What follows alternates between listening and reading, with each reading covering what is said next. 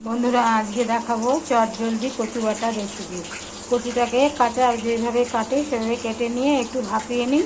তারপরে এটাকে জলটা সেঁকে নিয়ে লবণ হলুদ দিয়ে দিন, আর কড়াইতে একটু কালো জিরা আর একটু কয়েকটা কাঁচা লঙ্কা দিয়ে দিন, আর এটা ঢেলে ফ্রাই করে নিন।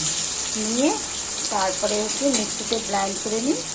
হয়ে গেল শর্টকাট একটা রেসিপি কচু বাটা। যারা খেতে ভালোবাসেন, আর এটা হলো নিরামিষ, আর আমিষ খেতে ভালোবাসেন তারা একটু রসুন দিয়ে খেতে পারেন।